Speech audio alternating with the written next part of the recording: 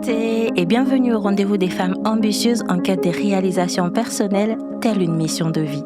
Je suis Jaël Mbongo, la révélatrice, ton hôte, ta coach et bien plus. Si tu te sens tiraillée entre tes projets ambitieux et un quotidien frustrant, même après avoir construit une vie qui te semble parfaite, sache que derrière chaque femme ambitieuse se cache une histoire puissante, souvent oubliée. J'ai créé ce podcast avec une triple intention. Te révéler comment décoder ta mission de vie grâce à ton histoire personnelle. T'accompagner à transformer ta vision en réalité concrète. Fini de tourner en rond malgré ton organisation et tous tes efforts. Et enfin, t'inspirer à créer une vie selon tes propres termes, celle d'une femme libre, alignée et pleinement épanouie. Si ces mots résonnent en toi, alors crois-moi, tu viens de trouver ton podcast idéal. Abonne-toi et laisse cet épisode devenir ta propre révélation. Bonne écoute! Beauté, Bwe Malamuna, épisode Oyo. Bonjour et bienvenue dans cet épisode.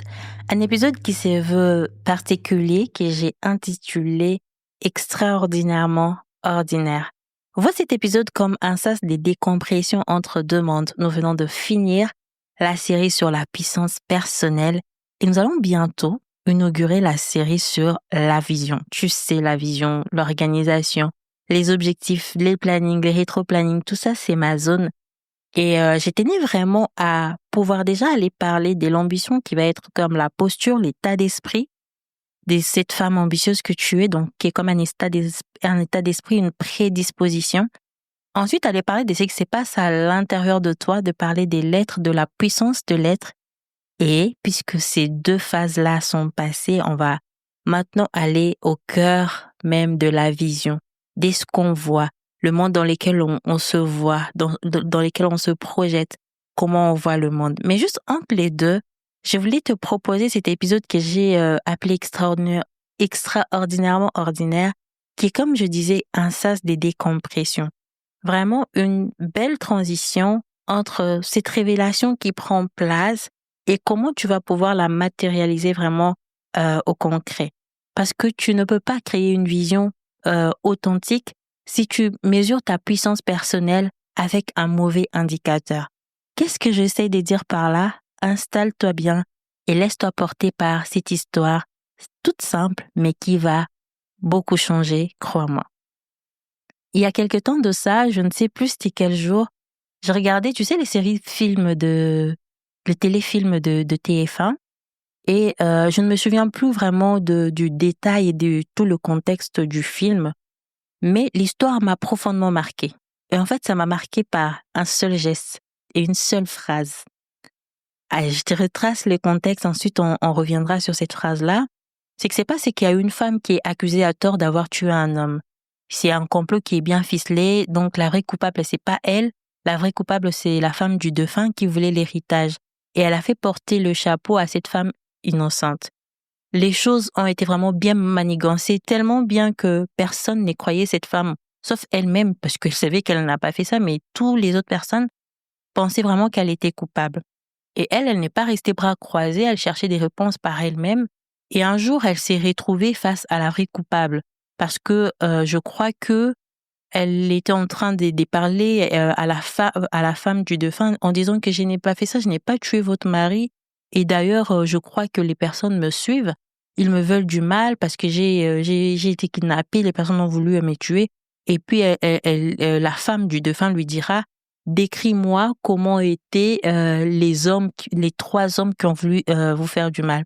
Et en fait, c'était étonnant parce qu'elle a juste parlé, mentionné les faits que elle a été agressée, mais elle n'avait jamais dit le sexe de personnes, les genres de personnes.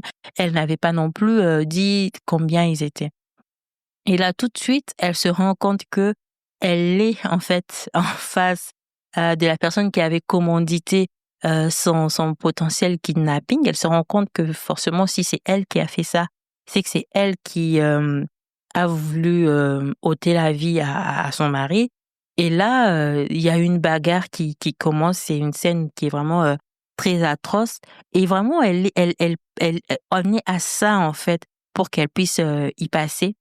Et c'est là que intervient l'enquêteur de la série.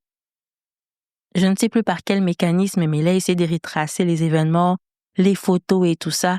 et il a découvert qu'il s'est passé quelque chose. Il a filé dans l'appartement, donc là où il y avait la femme du défunt et cette femme innocente accusée à tort. Et donc, il est vraiment arrivé au moment où le coup fatal allait partir et il a sauvé la femme. Il a sauvé cette femme innocente. La vérité a éclaté, la justice a été rétablie. Et la scène qui m'a marquée, c'est vraiment cette toute dernière scène qui m'a percutée et qui fait qu'aujourd'hui je t'en parle. C'est que la femme sauvée regarde l'enquêteur, le larme aux yeux, la voix tremblante d'émotion. Elle dit « Merci. Merci beaucoup. » Je répète, hein, elle dit « Merci. Merci beaucoup. » Et l'enquêteur lui dit avec vraiment une simplicité déconcertante « Merci pourquoi ?» Et la femme dit « de m'avoir sauvé la vie. » Et il a répondu « J'ai juste fait mon travail. » Or, j'y suis restée en mode « Oh, mais il a raison. Il a juste fait son travail. » Cette phrase m'a touchée. En même temps, ça m'a interpellée et en même temps, ça m'a secouée. Parce qu'elle révèle quelque chose de profond sur la façon dont nous voyons notre propre puissance. Tu vois, quand nous pensons à notre puissance personnelle, nous regardons au mauvais endroit. Nous tournons notre regard vers notre propre indicateur, notre propre jugement, ce que nous trouvons que c'est puissant, que c'est fort. Nous allons nous poser des questions comme est-ce que c'était difficile pour moi? Est-ce que j'ai fait des efforts? Est-ce que c'était impressionnant à mes yeux? Et si la réponse est non, on va aller dans des conclusions comme que alors je n'ai pas fait grand-chose. Tu sais, la culture du no pain, no gain. Si je n'ai pas souffert, si je n'ai pas sué, donc il n'y a pas de récompense et c'est OK. Mais cette scène de ces films apporte la révélation que les bons indicateurs de ta puissance personnelle n'est pas comment tu te juges ou comment tu juges ce que tu fais. C'est l'impact de ce que tu fais sur l'autre et comment l'autre te le rend. Je reprends vraiment cette histoire parce que pour la femme, vu déjà du côté de l'enquêteur, pour lui sauver cette femme, c'était une journée de travail. C'était une journée ordinaire. Il n'a rien fait de plus. C'est son travail. Il est enquêteur. Son but, c'est de démêler les vrais du faux, de rétablir la vérité, de condamner les coupables et d'acquitter les innocents. C'est son travail. C'est vraiment son quotidien les plus ordinaires. Rien de plus.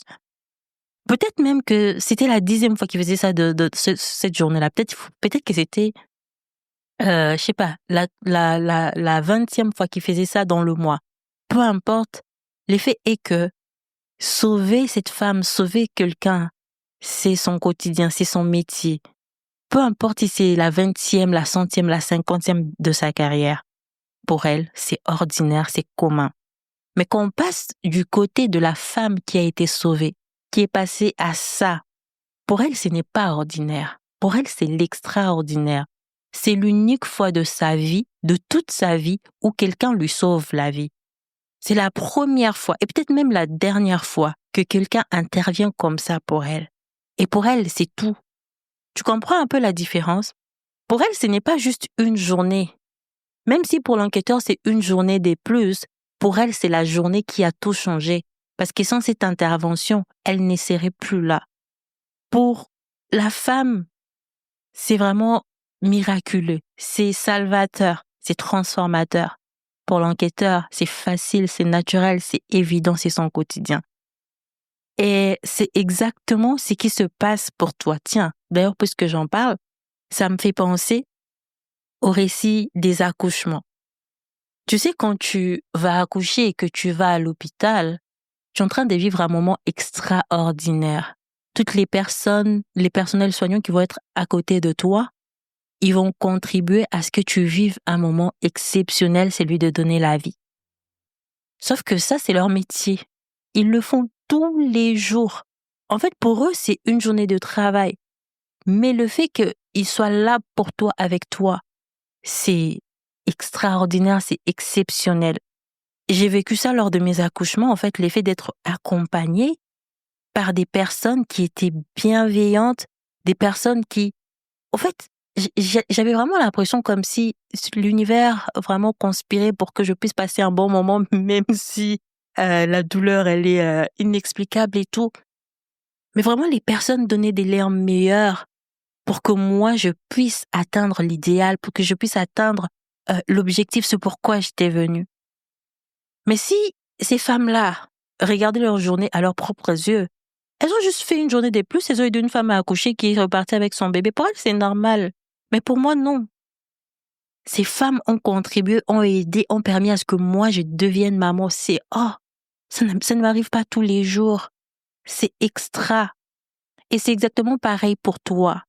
C'est que tu fais facilement, naturellement, sans même y penser.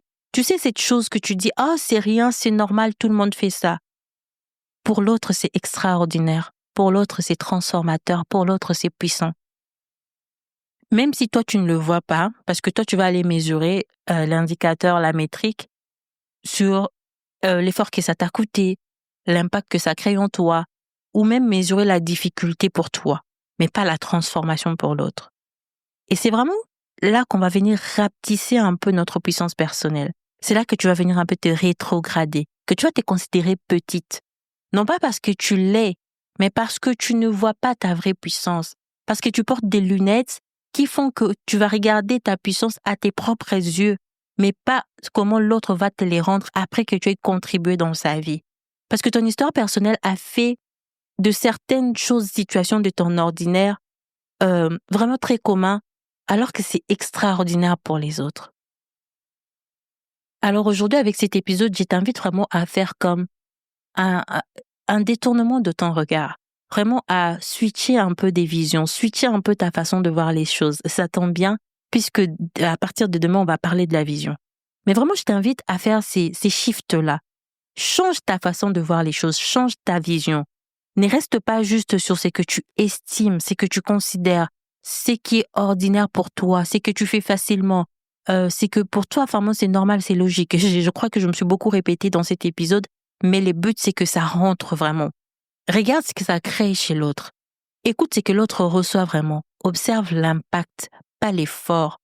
Parce que c'est important. Puisque nous allons parler des visions, des projections, des futurs, il est important de savoir et de réaliser que tu ne peux pas créer une vision alignée, authentique, si tu ne connais pas ta vraie puissance. Si tu considères que ta vraie puissance est une banalité, c'est la normalité. Tu ne peux pas te projeter si tu sous-estimes ta zone des génies, ta zone des compétences, tes dons, tes talents.